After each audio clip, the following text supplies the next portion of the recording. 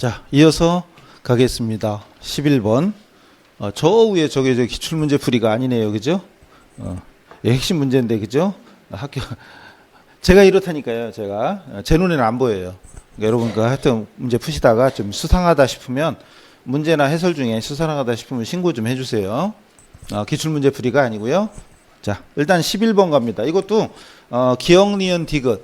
기억, 니은, 기억에서 디귿까지 이렇게 중간중간 비어 있는데, 얘를 채우래요. 사실 이런 걸 안 해봤으면 아직도 어렵겠지만 이제 몇 번 해봤으면 이거는 오히려 이제 이런 게 훨씬 더 쉬울 겁니다. 단순하잖아요. 이건 단순하죠. 기초는 기초끼리, 기초, 기말, 수익, 비용. 이거 너무 쉬운 거잖아요. 기초는 기초끼리, 기말은 기말끼리. 그리고 수익과 비용하면 수익에서 비용 빼면 순이익이겠죠. 배당금 있네. 근데 배당금만 나오면 이게 현금 배당인지 주식 배당인지 어떻게 하냐라고 할 사람이 있어서 요즘에는 이제 이렇게 써 있을 거예요. 현금 배당 이런 식으로 써 있을 겁니다. 그리고 일반적으로 배당하면 현금 배당이지 주식 배당은 거의 없잖아요. 일반적으로는 아니죠. 그래서 이거는 현금 배당으로 보시면 됩니다. 현금 배당으로. 자, 어쨌든 기억에서 디귿까지 이걸 옳게 짝지어진 것은 1, 2, 3, 4, 5번이 없어요. 그죠? 1, 2, 3 책에는 있는데. 자, 일단 봅니다. 그럼 여기서 기초는 기초끼리. 그럼 자산에서 부채 이거 못 구하겠지 당연히. 또 기말. 자산에 맞는 기말 부채하고 기말 자본이에요? 그러네. 자산 부채가 아니네. 뭐 잘못됐나 또? 왜요? 일단 넘어가 봐요. 여기는 기초는 자산 부채인데 기말은 부채하고 자본이네. 일단 넘어가 봐요. 수익 비용. 수익보다 비용이 더 많아. 수익보다 비용이 많아요. 손실이겠네. 그럼 여기서는 그다음 배당이 있어요. 그럼 이제 A만 그려보자고요. A에 해당되는 것만 자본 계정 우리가 원래 하던 대로 그려보자고요. 기초. 자산에서 부채 빼면 자본이 되건 어차피 못 구해요. 이건 못 구하고. 그 다음에 기말. 기말도 기말 자본이 써 있어요. 이게 잘못됐나 모르겠어요. 지금. 일단 저도 모르겠네요. 지금 봤어요. 이게 맞나 모르겠네요. 기말 자본이. 자산 부채 같은데 왜 이렇게 돼 있지? 일단 지금 해볼게요. 자본이 있으니까 자본을 일단 해볼게요.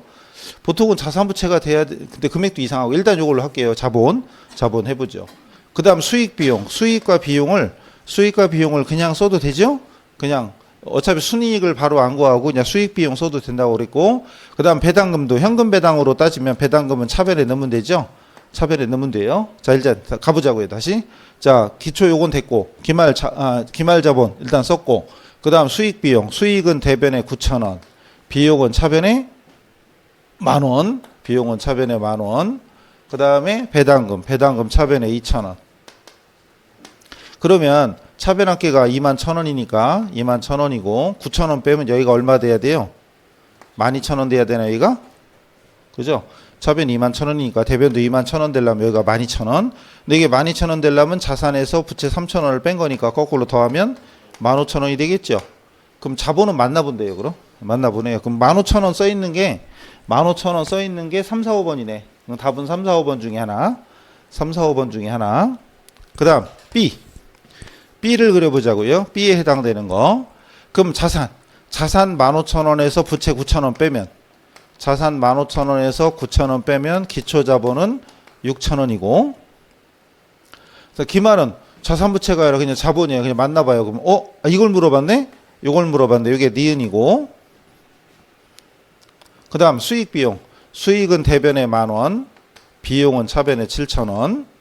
그죠? 그대로 적으면 되고. 그 다음 배당은 차변에 3,000원 적으면 되죠?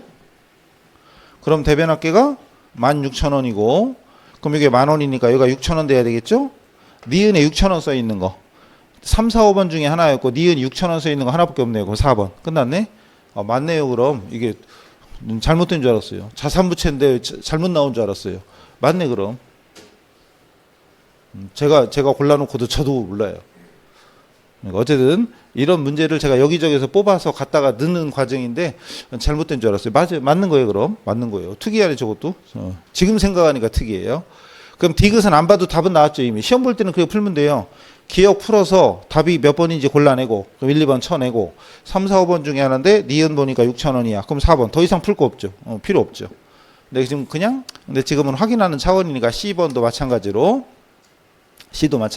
자산 2만 원에서 15,000원 빼면 5,000원이겠죠? 5,000원 기초. 그다음 기말. 결과적으로 부채는 필요가 없어요. 여기서는 필요가 없고 기말 자본이 7,000원. 기말 자본 7,000원. 그다음 수익 비용. 수익을 몰라요. 이게 디귿이고 수익을 모르고 비용은 8,000원입니다. 그다음 현금 배당은 차변에 4,000원이죠. 그러니까 자본 계정 구조 평상시 하던 거 활용하시면 됩니다. 그럼 차변 합계가 19,000원. 그럼 여기가 19,000원 되려면 여기가 14,000원 돼야 되네요. 14,000원. 그 디귿이 14,000원. 예, 이상 없죠? 깜짝 놀랐네. 뭐 잘못된 줄 알고. 그리고 문제를 여기 저도 다 하나씩 풀어봐야 뭐 잘못된 걸 아는데 죄송하지만 하나씩 다 풀지는 않거든요. 그냥 눈으로 보고 뭐 이상 없겠지 그러고 넘어가고 막. 어쨌든 수상하면 꼭 신고해 주시고요. 그 다음 넘어가 볼게요. 13번. 이것도 결론적으로 이제는 어쨌든 그래도 이제 공부를 꾸준히 이제 몇 달째 하고 계신다. 그럼 이 문제를 본 적은 이제 있을 거야, 아마. 이제는 어쨌든 본 적은 있을 겁니다. 어렵든 쉽든 간에 본 적은 있을 건데 이것도 돌려 말하면 시간을 조금 더 되돌리면 2년 전만 해도 우리 주택 시험에 단 한 번도 나온 적이 없는 거예요. 제가 주택 강의를 4회 때부터 했다고 그랬잖아요. 4회 때부터 했는데 물론 제가 강의를 계속 하진 않았어요. 중간에 뭐 딴 것도 하고 안 하고 막 그러고 강의 때려치려고 강의 때려치고 다른 직업으로 바꾸고 그랬었는데 어쨌든 결론은 또 하고 있어요. 배운 게 도둑질이라고. 근데 어쨌든 지금까지 기출문제는 다 있잖아요. 제가 1회부터 다 있어요. 근데 이거 재작년 문제거든요. 근데 여러분 시험장 거꾸로 돌아가 봐요. 이제는 어쨌든 본 거예요. 이제는. 근데 어쨌든 이번에 시험 보러 가면 40문제 중에 잘하면 한두 문제, 잘하면 잘못하면요. 어쨌든 한두 문제는 지금까지 한 번도 못 본 게 나올 수도 있어요. 근데 지금은 어쨌든 여러분 본 적은 있지만 재작년 시험 보러 가신 분들은 이 문제를 아마 생전 처음 본 거죠. 그럼 어떻게 해야 돼? 일단 빨리 제끼는 거예요. 토끼는 거예요. 그냥 토끼요 빨리. 딴 거부터 푸는 거예요. 이거 붙잡고 있으면 안 돼. 내가 처음 봤는데 이걸 붙잡고 있다. 그럼 떨어지겠다는 얘기예요. 그냥 건너뛰어요. 무조건. 딴 거부터 풀어요. 무조건. 이게 1번이었다. 그래도 건너뛰어요. 그냥 건너뛰는 겁니다. 그게 상책입니다. 근데 어쨌든 지금은 본 적은 있으니 또 안 할 수는 없죠. 하긴 해야죠. 근데 솔직히 지금도 어려워요. 쉬운 건 아닙니다. 자, 일단 자본을 재무 자본 유지 개념 불변 구매력 이상한 말이 있죠. 솔직히 이걸 강의를 또 자세히 한 적도 없잖아요. 공무원 주택 시험에 이게 나온 적도 없거든. 그럼 다른 시험 많이 나오냐? 다른 시험도 잘 안 나와요. 근데 우리 주택 시험 출제하시는 분이 어떤 분인지 이걸 무슨 생각으로 냈는지 사실 회계 시험에도 잘 안 나와요. 원래 다른 시험에도 뭐 많이 나오지는 않아요. 가끔 나옵니다. 그리고 얘는 순수한 회계학이 아니라 경제학적인 개념을 도입한 거라고 그랬죠. 이게 경제학적인 개념을 도입한 겁니다. 불변구매력 단위 또 실물 자본 유지 개념으로 측정할 때 X 1년도 인식할 이익이 얼마냐 이거였어요. 그 다음에 기초와 기말이 있죠. 기초와 기말. 그리고 자산부채가 있어. 자산부채가 있으면 자산에서 부채 빼면 자본이잖아요. 자산에서 부채 빼면 자본. 그러면 우리가 원래 하던 거 우리가 원래 기말자본 빼기 기초자본은 순이익이었죠. 아까 왜 자본 계정 그렸을 때 다른 거 아무것도 없으면 기초자본, 기말자본하고 순이익이잖아요. 다른 거 없으면. 그래서 기말자본에서 기초자본을 빼면 단기 순이익이었어요. 그러니까 기말자본, 자산에서 부채를 뺀 기말자본이 15만 원이고 기초자본은 10만 원에서 5만 원 뺀 5만 원 빼면은 10만 원이 순이익이잖아요. 지금까지 우리가 이렇게 계산했죠. 이거를 명목화폐 개념. 명목상 기초자본과 기말자본 화폐금액으로 측정하는 명목화폐 유지 개념. 명목화폐예요. 명목화폐를 기준으로 계산하면 순이익이 10만 원이에요. 근데 사실 이거는 물가 변동이라든가 이런 걸 고려하지 않은 거죠. 단순하게 기초의 자산에서 부채를 뺀 거와 기말 자산에서 부채 뺀 걸로 순이익을 구한 거니까. 그리고 회사에서 돈 벌면 이 돈으로 결국은 주주들한테 나중에 배당하는 재원이 될 거 아니에요. 그냥 만약에 100% 다 배당한다면 10만 원 배당해야 돼. 근데 이건 기초하고 기말 1년 사이에 지금 요즘도 우리 물가가 금리도 변하고 물가도 변하는데 이걸 고려하지 않은 거죠. 그러니까 논리적으로 이건 단순해서 좋지만 논리적으로는 이런 걸 물가 변동 같은 걸 고려하지 않은 거니까 그런 걸 고려해 주는 게 더 합리적이지 않느냐. 그건 이제 경제학적인 개념까지 도입한 거거든. 근데 회계학적으로는 그냥 이렇게만 했단 말이에요. 지금까지 우리는. 이걸만. 시험에도 이것만 냈단 말이에요. 항상. 아까 우리 했던 것처럼. 근데 재작년에 이게 딱 나온 거죠. 자, 물가지수. 기초가 100이라면 기말은 150으로 1.5배가 뛰었어. 물가가 뛰었어요. 우리나라는 아직 이 정도로 심각하지는 않지만 심각한 나라는 진짜에서 지금 예전에 1월 달에 10,000원이던 게 지금 50,000원, 100,000원 이렇게 되잖아요. 우리는 아직 그 정도는 아니고 어쨌든 1.5배가 됐어요. 그 다음에 재고자산. 이건 실물자본, 재고자산 단위당. 기초에는 그래서 배추 한 포기에 지금 배추가 한 포기 10,000원도 되는데 그거 떠나서 사과도 하나에 거의 좀 먹음직스럽다 그러면 10,000원이죠. 한 개가. 이건 1,000원이네. 어쨌든 그럼 이건 귤 하나에 1,000원 합시다. 1월 달에 하는 1,000원인데 지금은 2,000원이야. 2배가 됐어요. 요거는 1.5배가 됐고 요거는 2배가 됐어요. 자, 그럼 여기서 이거부터 할게요. 이쪽 가까우니까 실물자본 유지. 즉 재고자산. 똑같은 재고자산을 똑같은 저 물건을 1월 달에는 1,000원이면 살 수 있었는데 12월 달에 기말에는 2,000원 주고 사야 되네. 그렇다면 다시 아까 기초자본이 요거부터 할게요. 기초자본이 원래 50,000원이었잖아요. 50,000원이었는데 50,000원인데 실물자본 재고자산이 기초에는 1,000원인데 지금 기말에 2,000원이면 2배로 뛰었단 말이에요. 그럼 기초 50,000원에서 기말 일단 이렇게 써볼게요. 기말 자본에는 150,000원이 됐지만 15,000원이 됐지만 기초 5만원 만 단위로 해야지. 50,000원이고 150,000원 됐지만 여기서 실물 자본이 2배가 됐다는 얘기는 자 50,000원에 곱하기 2를 하면 100,000원. 즉 50,000원에서 100,000원까지 된 거는 이건 회사가 돈 벌었다고 볼 수 없다. 물가가 2배로 뛴 거다. 2배 뛰니까 요만큼은 실질적인 이익이 아니고 그럼 여기서 50,000원 차이 나잖아요. 그림을 잘못 그렸네. 그림을 좀 잘못 그렸네. 다시 그릴게요. 기초가 50,000원이고 기말이 150,000원 됐는데 기말이 150,000원 됐는데 그중에 실물자본 개념으로 따지면 실물자본 기초에는 50,000원이지만 물가가 2배로 뛰었으니까 그 100,000원 됐네. 그럼 50,000원과 100,000원의 차이 이 50,000원은 이익이 아니라 돈 벌어서 벌은 이익이 아니라 요거는 자본으로 보자. 자본 유지 조정이라는 어쨌든 중요한 건 자본으로 보자. 그러니까 원래는 돈 벌었으면 이걸로 주주들한테 배당해야 되는 거잖아요. 결론적으로는. 근데 이건 배당하지 말자 이거죠. 아니 물가 변동으로 가격이 올랐을 뿐이지 이게 더 영업에서 돈 버는 건 아니지 않느냐. 그럼 이 돈으로 배당하면 회사로 볼 때는 오히려 손해죠. 버는 거 이상으로 주는 거니까. 그럼 이제 요거하고 요 차이. 그럼 50,000원 그래도 남았네. 요만큼은 그럼 이익으로 보자. 요만큼은 이익으로 보자 이거예요. 요건 실질적으로 이익에 해당된다 이거죠.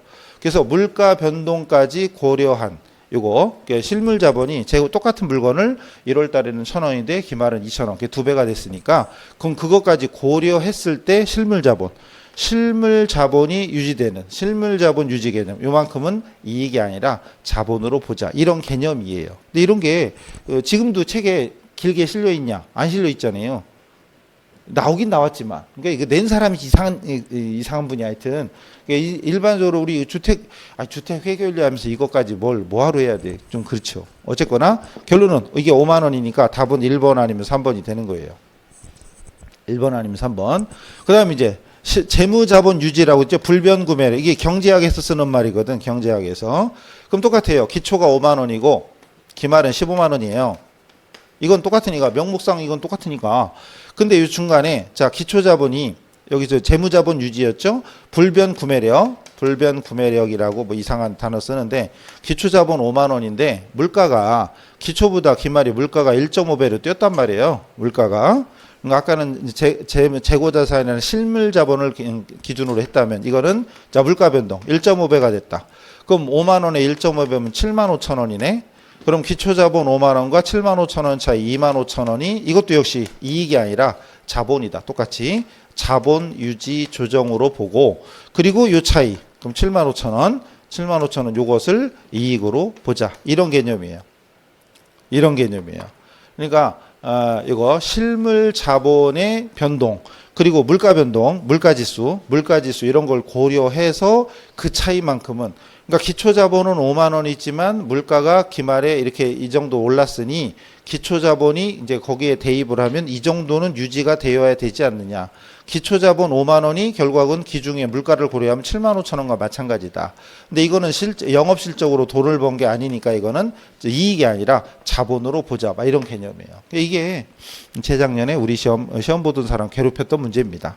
결과적으로 1번 아니면 3번인데 답이 아까 뭐였죠? 7만 5천 원이니까 답이 1번이 된 거죠.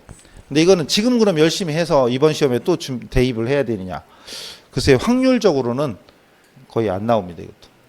근데 어쨌든 앞으로 100일 이상 남았으니 적어도 이런 문제 한두 문제는 또 만날 기회가 있긴 있을 겁니다. 아마 나중에 이제 모의고사 같은 거 할 때도 아마 일부러 한 번쯤은 또 내지 않을까요? 또 여러분 모의고사도 저희 방문경만 보는 게 아니라 다른 데 거 보는 분도 계시죠?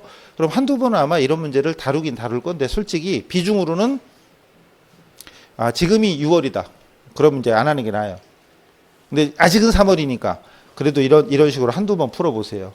자, 기초자본의 물가 변동이나 실물자본 증가 이런 지수를 곱해서 그 차이만큼은 이익이 아니라 자본으로 본다. 이런 개념이니까 그렇게 엄청 어려운 건 아닌데 어쨌든 이런 걸 우리가 많이 다뤄볼 기회가 사실 거의 없을 거고요. 지금이 6월이면 안 하는 게 낫고.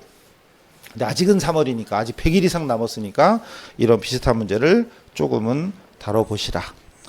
이번 시험 보러 갔을 때도 분명히 한두 문제는 생판 처음 보는 이런 문제가 있을 것이다. 넘어갈게요. 자, 이제 챕터 3으로 갑니다. 여기도 당연히 두세 문제 출제되는, 매년 두세 문제 출제되는데 근데 두세 문제가 여기는 많이 나올 거예요. 나올 게 되게 많아요. 그리고 문제지를 이제 봤더니 여기 무슨 문제가 있는지 아직 못 보셨죠? 그죠? 여기 뭐가 있는지 모르죠? 여기 결론적으로 결산정리사항, 우리 기본서 보면은 결산정리사항이 앞에 있기 때문에 원래 생기초 할 때 우리 회계 순환과정 어떻게 됐었어요? 회계 순환과정 거래가 발생하면 분계를 해서 분계장에 적었죠. 그리고 분계 끝나면 뭐 했죠? 총계정원장에. 이거는 시험에 나오든 안 나오든 당연히 알고 있어야 돼요. 총계정원장에 전기해야죠. 이거를 계속 하다가 매일 반복하다가 계속 하다가 기말이 되면 장부를 마감해서 재무보고서 재무제표를 작성해서 보고를 해야 되지요. 이렇게 기말에 장부를 마감하여 재무제표 작성해서 보고하는 절차를 뭐라고 하죠? 결산이라고 하죠. 또 결산에는 절차가 있죠. 안 보고도 해야 돼. 안 보고도 책 써야 돼. 여러분이 뭐가 있어요? 결산 예비 절차가 있고 결산 본 절차가 있고 결산 후에 재무제표 작성 절차가 있죠. 예비 절차 뭐 있어요? 그렇죠. 시산표가 있죠. 그리고 시산표 다음에 뭐 있죠? 시산표는 왜 작성해요? 그렇죠. 총계정원장 차대변 합계가 맞나 안 맞나 확인하는 거. 그러면서 우리 시험에 잘 나오는 게 일체 이제 시산표 합계가 일치해도 오류가 있을 수 있다.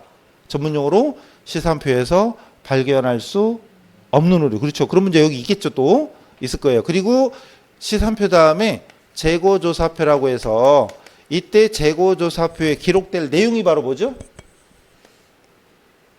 그거죠. 결산 정리사항 또는 결산 수정사항. 결산 수정사항을 정리하고 요약하는 표죠. 그리고 그 수정사항을 분계해야죠. 분계해서 원장이 전개하고 그리고 마감해야지.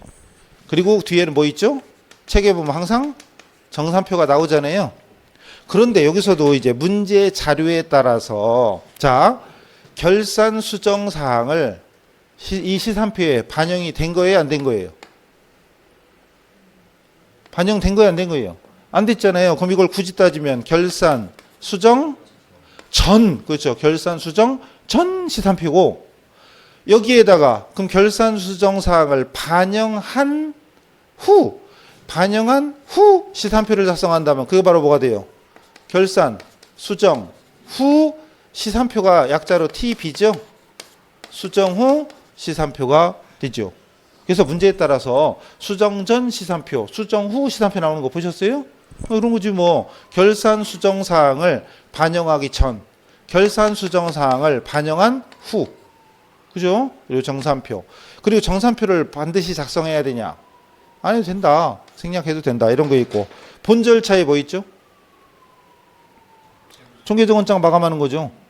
총계정원장, 그냥 원장이라고 할게요. 총계정원장 마감, 기타 장부 마감이죠. 기타 장부 마감인데 총계정원장 마감도 순서 있죠. 순서 있죠. 뭐부터 마감하지? 지금 제가 독일어 하는 거 아니죠? 예? 제가 말하는 게 중국말로 하는 거 아니죠 지금? 아 이게 지금 여러분 나와야지 이게. 그러니까 공부는 끝이 없어요. 아는 것 같아도 또 해야 되고 또 해야 되고 또 해야 되고. 그러니까 책을 10대밖에 왔다 갔다 해야 된다니까요. 그래서 10대밖에 왔다 갔다. 그리고 한 파트를 붙잡고 늘어지면 안 되고 그래서 끝까지 갔다가 다시 왔다리 갔다리. 이 마감하는 순서도 우리 시험에 잘 나왔잖아요. 제일 먼저 수익과 비용 먼저 마감하는 거죠. 수익과 비용. 어려운 얘기 하는 줄 알았죠? 예, 수익과 비용을 어디로? 집합손익. 집합손익 계정에 대체하는 거고, 두 번째는 집합손익 계정을 자본 계정, 미처분 이익여금, 자본 계정에 대체하는 거죠. 그리고 나서 자산, 부채, 자본 계정을 차기로 이월 시키는 거죠. 그래서 요즘에 많이 나왔던 문제 중에 뭐가 있죠? 요즘에 10년 중에 한 3번인가 나왔지 아마? 이거 있잖아요. 뭐? 얘하고 얘의 차이점. 얘는 차기로 2월 넘어가요. 뭐가? 자산부채 자본은 잔액이 다음 연도로 넘어갑니다. 근데 비용과 수익은 안 넘어가요. 그거 문제로 몇 번 나왔잖아요. 그럼 결국은 생기초죠. 이게 완전 생기초잖아요. 더 이상 생기초가 어딨어. 근데 여기서도 문제 나오는 게 꽤 많죠. 평균 두세 개. 물론 이제 결산 정리 사항은 아직 시작도 안 했죠. 결산 정리 사항에 뭐 여러 가지 있죠. 지금 여기도 나오지만 수익과 비용의 이연과해상, 감가상각, 그죠? 송호품, 그리고 또 이거 말고도 무슨 상각 이런 여러 가지. 여기 사실 결산 수정 사항만 해도 두세 문제 나옵니다. 결과적으로. 그다음에 결산 끝나고 나서 재무제표는 FS라고 표현하는데 재무제표를 작성해서 공시 보고하는 거죠. 이게 전체적으로 결산 절차죠. 그래서 이게 생기초에 해당되는 게 적어도 두세 문제는 나오고요. 다시 말씀드리지만 이 결산 수정 사항만 해도 사실은 두세 문제 나온다고 보셔도 돼요. 그 정도로 일단 생기초 중요한데 바로 이 문제처럼 나오면 심란할걸요. 일단 문제를 보시죠. 수정분계로 옳지 않은 걸 찾으래. 수정분계로 옳지 않은 걸 찾으래요. 그리고 문제 있고 지문 1, 2, 3, 4, 5인데 여기는 지문은 없어요. 이제 지문은 없어요. 자 일단 여기 자료를 볼게요. 일단 요건 지워야 되겠네. 여기는 지울게요. 일단 자 눈에 딱 들어오는 건 이게 쉬워 보여요? 그러니까 여러분 느낌 문제 딱 보자마자 느낌 이건 좀 이상한데 처음 보는 것 같아 내지는 어려워 이러면 제껴요. 일단 무조건. 하여튼 그 제낄 줄 아는 것이 나중에 시험 볼 때는 정말 중요하다.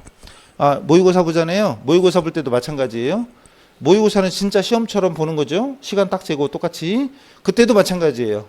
딱 보고 이 문제는 좀 느낌이 안 좋아. 그럼 빨리 제껴 그냥. 느낌이 안 좋아. 그럼 다 제끼면 어떻게 하냐. 그래도 제껴요. 1번부터 80번까지. 1교시가 80문제잖아요. 1교시가 80문제니까 그냥 일단 1번부터 40번이 회계고 41번부터가 시설이죠. 맞죠? 그러니까 그 가급적이 회계부터 풀지 마요. 그러니까 회계는 70%가 계산 문제잖아요. 대충. 물론 상황 따라 다르지만 계산 문제는 되도록 뒤로 빼요. 무조건. 그 얘기는 중간중간 말씀드렸는데 말 문제부터 풀어라. 이론 문제부터. 물론 풀리는 거 안 풀리는 거 있는데 안 풀리는 거 무조건 제끼고 어려워 보이는 거 제끼고 그리고 계산 문제. 계산 문제도 쉬운 거부터 풀고 어려운 건 제끼고 1차는 이 기본이에요. 그 다음 2차는 제꼈던 거 푸는 거죠. 그건 기본입니다. 넘어갈게요. 다시 문제로 와요. 자, 옳지 않은 걸 찾는 건데 자 이런 문제가 좀 생소한 분들 아마 많은 분들이 생소할 거예요. 이런 문제 많이 다뤄보진 않았을걸요. 자 가봅시다. 첫 번째 1번부터 사실은 좀 막힐 거예요. 1번이 안 막힌다. 쉬운데 이런 분들은 이제 회계적인 이제 공부가 좀 돼 있거나 아니 회계적으로 마인드가 있는 거예요. 어쨌든 이거 쉬운 건 아니에요. 자, 수정전 시산표에 상품하고 이때 수정전이니까 마감 전이잖아요. 근데 여기 있는 상품은 결과적으로 초재고액인 거고 여기는 기말상품 따로 있잖아요. 기말재고액. 그 다음에 이건 매입액이에요. 그럼 기초재고액과 매입액을 결산 정리할 때 어떻게 분개하냐? 기억나세요? 혹시 이거. 자, 우선 이걸 알기 위해서는 매출원가를 어떻게 구하더라? 이걸 생각해 봐야 돼. 매출원가는 기초재고액에 매입액을 더한 다음에 기말재고액을 빼는 거잖아요. 그럼 상품 계정으로 생각하면 기초와 매입은 차변이고 기말은 대변이잖아요. 우리가 많이 그리지 않았어요? 상품 계정, 재고자산 계정, 기초재고 차변, 매입 차변, 기말 대변. 그럼 이 차익이 매출원가였잖아요. 그럼 매출원가를 구하기 위해서 기초하고 매입을 더하고 기말을 빼는 거였어요. 그거를 생각하시면서 근데 그걸 분기로 표시해야 돼. 분기로 표시해야 돼. 그럼 좀 수정전 시산표에 상품이 이제 또 다른 식으로 표현하면 이런 거예요. 수정전 시산표에 지금 저기 시산표인데 차변에 써 있는데 뭐라 또 쓰고 있나 모르겠네. 일단 기초 상품이 10만 원이고 매입액이 60만 원이에요. 그럼 이거를 매출원가 계정, 이제 재고자산 계정, 재고자산이나 아니면 매출원가 계정 보낸다고 생각하시고, 자, 이거를 이제 분개하면 어떻게 하냐? 먼저 기초재고액이 차변에 있었죠? 대변으로 보내줍니다. 상품 기초재고액을 대변으로 보내주고, 그리고 이게 매출원가를 구한다고 생각해봐요. 매출원가 계정에 대체한다. 그래서 매출원가로 보내는 거예요. 매출원가로. 그럼 매출원가 차변에 기초상품이 오겠죠. 기초상품이 오겠죠. 왜 분개한 걸, 이 분개한 걸 계정에 옮기면 매출원가 차변에, 이게 매출원가 차변에 상대과목 상품이 오겠죠. 이렇게. 그리고 매입이 차변에 있었죠. 지금 차변에 있던 매입을 대변으로 보냅니다. 60. 그리고 매출원가로 역시 대체시킵니다. 그럼 매출원가 계정 차변에 상대과목 매입 60이 오겠죠. 그 다음 기말재고, 상품은 자산이니까 차변에 옵니다. 상품, 기말, 차변에 옵니다. 그게 30만 원. 그리고 요거는 매출원가에서 빼야 되죠. 매출원가에서 빼야 되니까 대변에 매출원가 30 이렇게.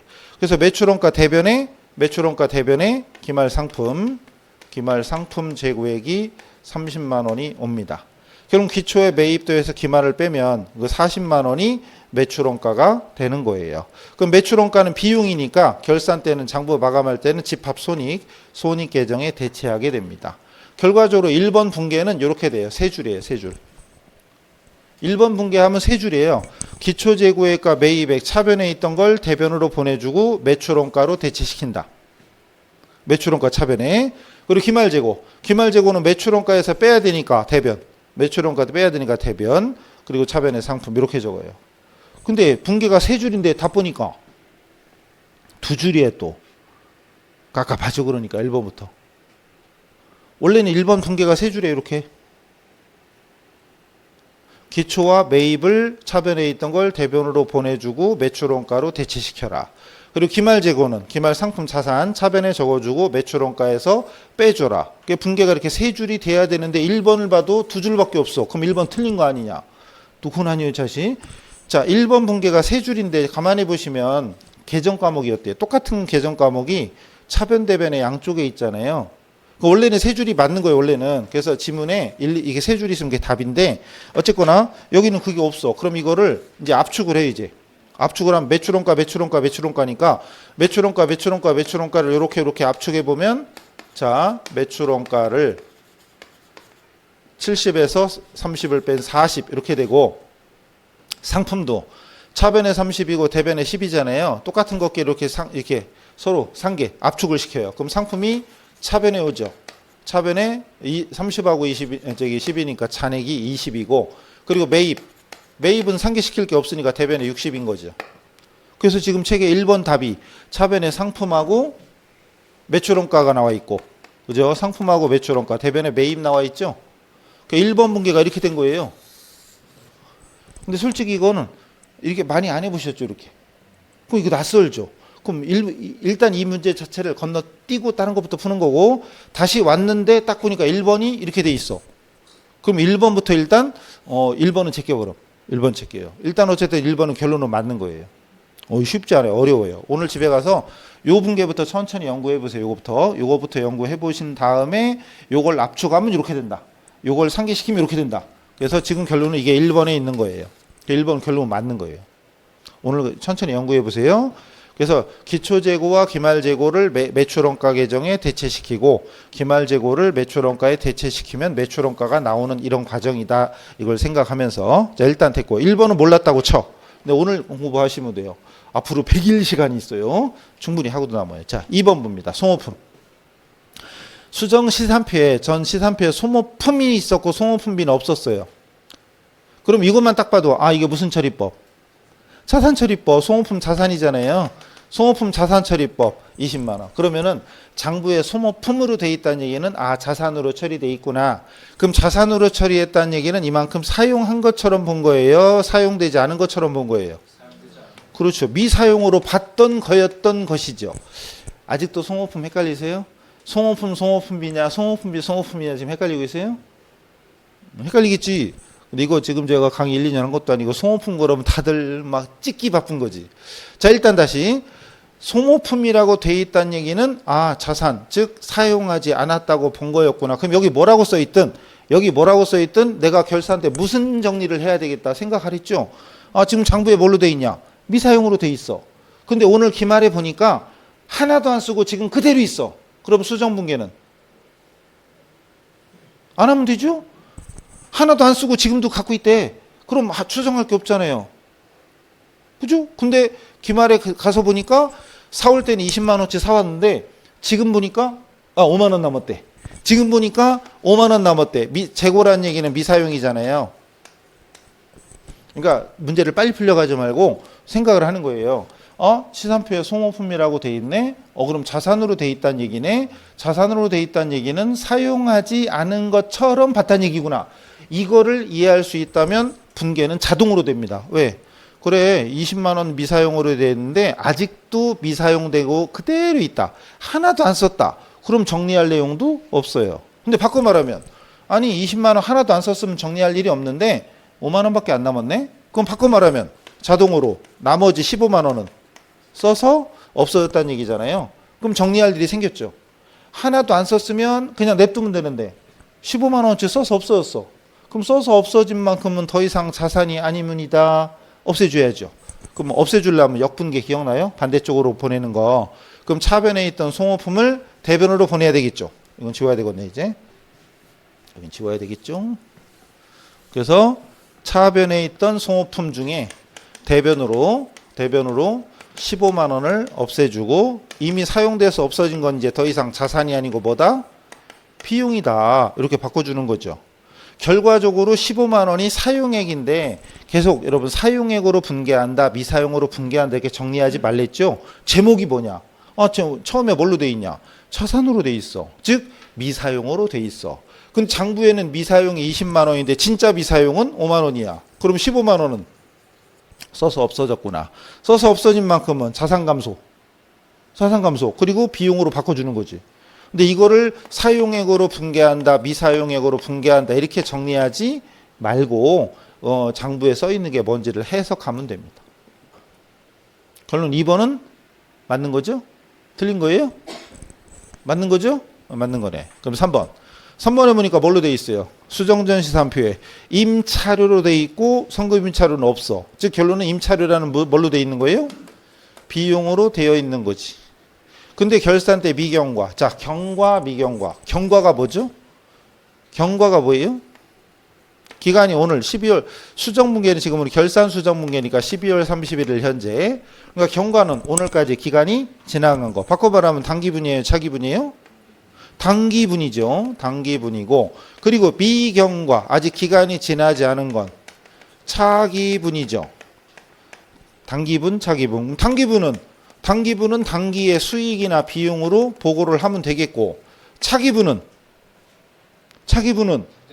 선급 비용이나 선수 수익으로 처리하면 되는 거죠. 지금은 비용이지만 어차피 비용 수익에 대한 내용들이니까. 그래서 여러분 결산정리사항의 보험료의 미경과액, 임차료, 미경과액, 이자 수익, 미경과액 계속 나오는 거 아니에요. 경과, 미경과. 경과된 건 오늘까지 기간이 지나간 것, 즉 단기분. 그럼 단기분은 단기분의 수익이나 비용으로 손익계산서에 보고를 하면 되고, 미경과분은 다음 연도에 해당되는 거니까 다음 연도로 넘겨야 될 거 아니에요. 그 다음 연도로 넘겨야 되니까 선급이나 선수라는, 선급은 뭐에 속하고, 선급이 뭐에 속하죠? 계적 과목이 자산이었잖아요. 아까 선수는 부채였잖아요. 자산무채는 아까 자산무채는 다음 연도로 넘어간다 이거잖아요. 그럼 다시 문제 보니까 장부엔 임차료로 돼 있어. 근데 그 중에 5만 원이 미경과 내년 거예요. 내년 거. 어쩌라고요, 그럼? 어쩌라고? 어쩌긴 모르찌게. 그래, 10만 원 중에 5만 원은 다음 연도 거네. 이번 연도 게 아니네. 그럼 비용에서 어떻게 해야 돼요? 더 해야 돼요? 빼야 돼요? 빼야지. 뺄 때는 역분계 반대쪽 대변으로 보내면 되죠. 대변에 임차료 5만 원 뺍니다. 그리고 뭘로 바꿔줘? 내년 건 뭘로 바꿔주면 돼요? 선급 비용으로. 그럼 선급 비용이라고 써도 되고, 선급 임차료, 선급 보험료, 선급 임차료, 선급 이자, 선급 수수료 말을 만들면 되잖아요. 여기는 뭐지? 근데 어떻게 됐어? 바뀌었네. 차대변이 바뀌었네요. 틀렸네, 그럼. 이게 맞는 거죠? 대변의 임차료 빼주고 차변의 선급 비용으로 바꿔주는 거죠? 그럼 이거랑 이 소모품 회계 처리랑 어때요? 똑같은 거잖아요. 에이, 기본 강의할 때 이런 얘기 있잖아요. 자, 자산으로 처리했다가 비용으로 처리하거나. 그러니까 지금 소모품이란 자산으로 돼 있다가 소모품 비용으로 바꿔주는 거죠. 사용한 만큼 또는 경과된 만큼. 근데 지금 임차료라는 비용으로 돼 있다가 자산으로 바꿔주는 거죠. 미경과된 거, 미사용된 거. 어퍼치나 매치나 엉덩이나 방덩이나 같은 거잖아요. 비용으로 돼 있던 걸 자산으로 바꿔주나 자산으로 돼 있던 걸 비용으로 바꿔주나 따지고 보면 엉덩이나 방덩이나 같은 거예요. 뭔 소린가 모르면 심란한데 다시 그럼 이형 어차피 하는 거 지금 답이 문제가 아니니까 다시 돌아와서 잘 봐요. 아까 저기 뭐였죠? 소모품이었죠? 소모품이 20만 원이었어요 지금. 그리고 문제가 소모품 미사용액, 재고액이 미사용액이니까 미사용액이 지금 5만 원인 거잖아요. 이때 분계가 어떻게 됐죠? 일단은 대변의 소모품이 됐고 차변의 소모품 B였죠. 금액은 왜 15만 원인지 처음에는 이게 머리카락 2개 빠지더라도 생각을 해서 왜 15를 썼는지를 연구하셔야 돼요. 일단 됐죠? 이 부분을 다시 한번 하는 거예요. 이거하고 그 다음에 선급보험료. 만약에 선급임차료 제가 장사하려고 남의 빌딩을 사무실을 얻어가지고 아니면 가게를 얻어서 식당을 하는 거예요. 근데 거기 조건이 집세를 1년치 미리 내래. 1년치 미리 내래. 1년치가 20억이에요. 20억. 예. 선급 이렇게 처리하는 방법도 있다고 그랬죠? 그리고 내용이 똑같아. 자, 소모품 미사용액이듯이 여기는 뭐라고 하냐? 임차료, 미경과액. 미사용, 미경과. 똑같다고 가정해요. 미사용이나 미경과나. 그럼 이때 분계는 어떻게 돼요? 이때 분계는 어떻게 될까요?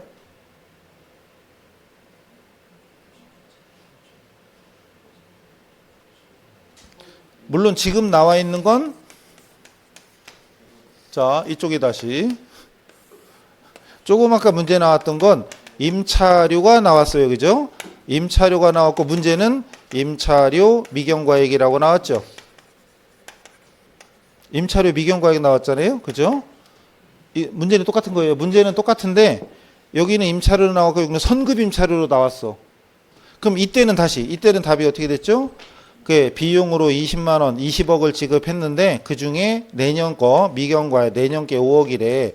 아니 그럼 20 중에 5억은 내년 거니까 내년도로 넘겨야 될 거 아니냐? 빼야 될 거 아니냐? 그 대변에 임차료를 뺐죠. 임차료 5만 원 빼고 그리고 이건 내년 거니까 뭘로 바꿔줘라? 선급 임차료, 선급 비용으로 바꿔줘라. 아까 이게 답이었잖아요, 이게. 그죠? 근데 이번에는 처음부터 선급으로 처리했어. 그 문제는 똑같아. 미경과액이야.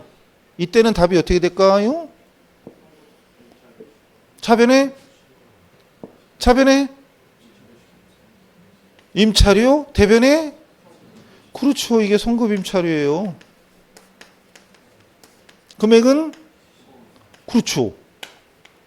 여기서 눈치를 채야 되는데 얘하고 똑같아요 지금. 미경과나 미사용이나 미자 돌림 똑같죠. 그리고 자 여기서 생각해보자.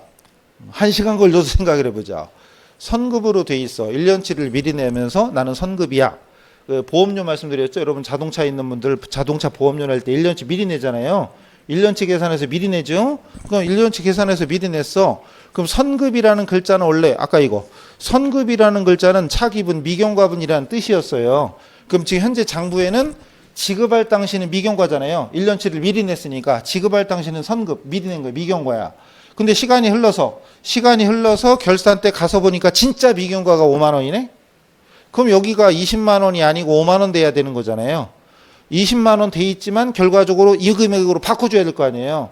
그럼 20만 원을 5만 원으로 바꾸려면 15만 원을 빼야 되겠죠. 뺄 때는 역분계 대변. 그리고 지나간 만큼은 뭘로 바꿔줘라. 임차료라는 비용으로 바꿔줘라. 이거하고 어때요? 소모품 자산을 감소시키고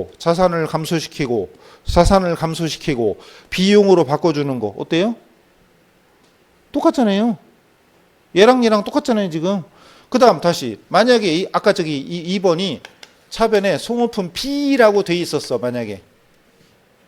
그리고 문제가 똑같아. 소모품 미사용액이 5만 원이래. 문제는 똑같은 거야 문제는. 그럼 이때는 답이 어떻게 돼요? 차변에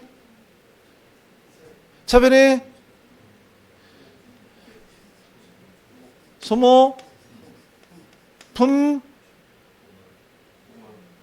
5만 원, 대변에 소모품비 5만 원. 아직도 자신 없어요? 아니 가만히 보면 에이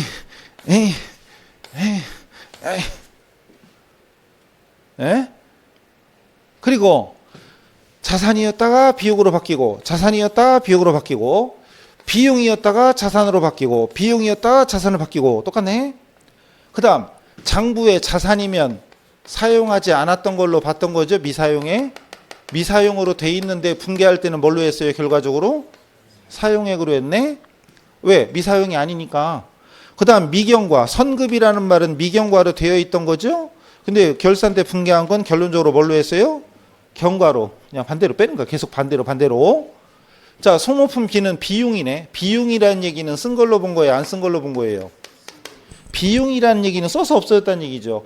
근데 어차피 써서 없어질 거니까 처음부터 써서 없어진 것처럼 생각하자 이거였던 거지. 근데 결과적으로 결산 때까지 아직 안 쓴 게 있으면 안 쓴 만큼은 정리해라 이거죠. 장부에는 비용이니까 경과된 것처럼 처리되어 있다. 근데 결산 때는 결과적으로 뭘로 분개했냐? 미경과된 걸 분개한 거죠. 계속 반대로 빼면 돼. 반대로 빼고 반대로 돌려주면 되지. 그러니까 자산이었다가 비용으로 바뀌거나 비용이거나 자산으로 바뀌거나 똑같잖아요. 회계 원리가. 분개 원리가 똑같아요. 그러니까 이걸 어렵다 생각하지 말고 계속해서 이 원리 이거 한 번만 터득하면 소모품 회계 처리나 경과 미경과 비용 수익 회계 처리나 결과적으로 똑같아요. 이게. 그러니까 이 부분을 여러분 마스터하면 진짜 이런 문제 분명히 여기서만 나오는 게 아니라 뒤에 현금 오름표 할 때도 나오고 결산 정리도 나오고 이왕 말 나온 김에 또 하다 보니까 쉬는 시간 다 돼가. 그래서 하나 더. 이건 자산처리법과 비용처리법 두 가지죠. 자산처리법, 비용처리법. 차변 요소들이죠. 이제 소모품이나 비용에 대한 여기 임차료로 했지만 이게 보험료 문제 많이 나오잖아요. 보험료 중에 선급보험료였다 보험료가 많이 나오죠. 원리는 같은 거니까 빼고. 자, 이번에는 이거 합시다. 임대료가 있어. 임대료가 20억이 있어요. 근데 결산정리사항에 임대료 미경과액이 5억이래. 그럼 분개 어떻게 돼요? 차변에 임대료. 대변은 선수. 비용은 선급. 수익은 선수. 비용은 주는 거니까 선급. 수익은 받는 거니까 선수. 그럼 대변에 있던 임대료에서 차변으로 빼고 대변의 선수 임대료로 바꿔주면 됩니다. 다시 임대료 20억을 받았는데 그중에 미경과가 언제 거? 미경과는 다음 연도 거. 아니 20억 중에 5억은 내년 거래. 내년 거. 올해 게 아니면이다. 그럼 어떻게 해야 돼? 빼야죠. 올해 게 아니니까 빼야지. 얼마를? 5억을 그리고 선수 내년도로 넘겨야 되니까 부채로 바꾸는 거죠. 또 없애네. 계속 없애면 되는 거야 그냥. 근데 제가 건물주인데 내 건물에 들어오려고 사람들이 줄 서. 저는 공실 나기가 무섭게 바로 차 그냥. 그래서 저는 조건을 걸었어요. 내 건물에 들어오고 싶으면 집세를 1년치 미리 내고 들어와. 실은 말고. 그래서 저는 집세를 받으면서 처음부터 선수로 처리했어요. 1년치를 미리 받았으니까 선수. 결산정리상 임대료 중에 이게 몇 월 달에 받았나 모르겠지만 임대료 중에 미경과액이 5억이래. 문제는 똑같아. 그러면 차변에 선수님들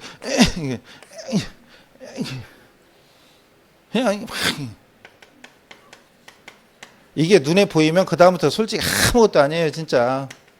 이때 금액은 5만 원인가요? 15만 원인가요? 15만 원이겠지. 왜 그래요 또? 따져보자. 아니 선수로 돼 있다는 얘기는 이게 미경과라는 얘기자. 미리 받았으니까 이 당시에는. 근데 진짜 미경과는 5만 원이네. 나중에 보니까. 이건 처음이었고 이건 나중에 진짜로 보니까 이거죠. 그럼 20만 원을 5만 원으로 바꿔야 돼. 20을 5로 바꾸려니까 15를 빼야지. 됐죠?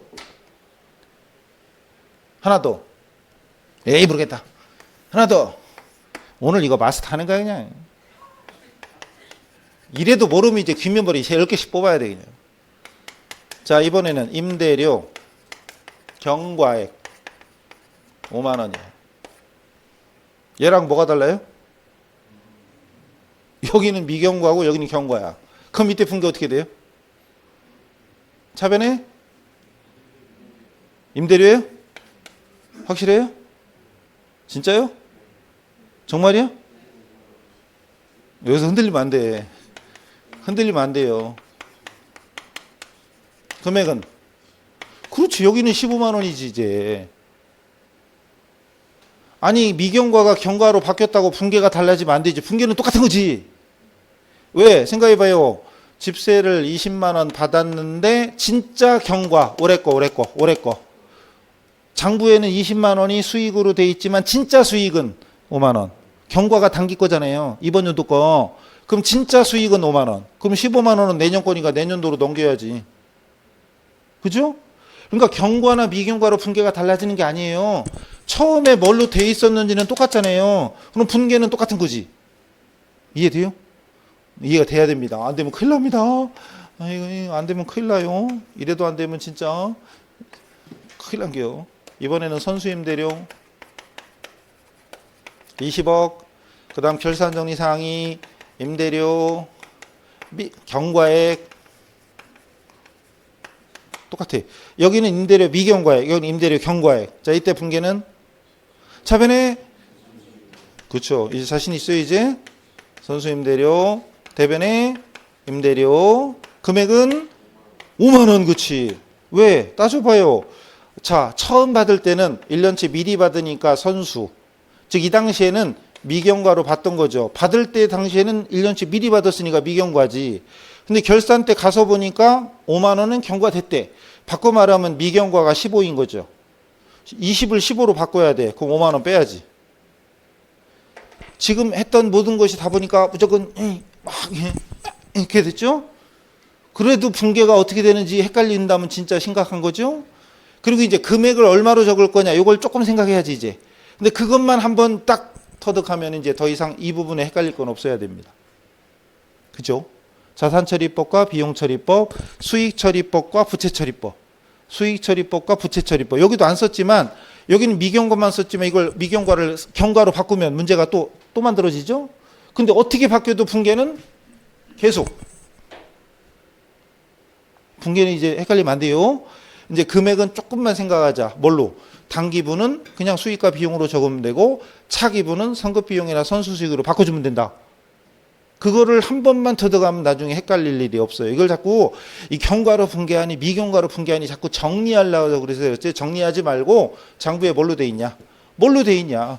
뭘로 돼 있는지만 딱 연구하시면 분계는 그냥 자동으로 됩니다. 그죠? 연구해봐요. 오늘 이 부분 터득해보세요. 연구. 오늘 이것만 해도 성공하는 거예요, 이거. 오늘 이 부분만 확실히 내 이런 정도는 안 틀리겠다. 이런 정도로. 다시 갈게요. 이제 쉬는 시간 되긴 됐는데 그래, 여기 쉬어야지. 이제 머리 아프니까 쉬어야지. 요건 좀 이따 합시다. 좀 이따 정리하기로 하고 일단 여기까지 정리하는 걸로. 답은 나왔으니까 잠깐 쉬시죠.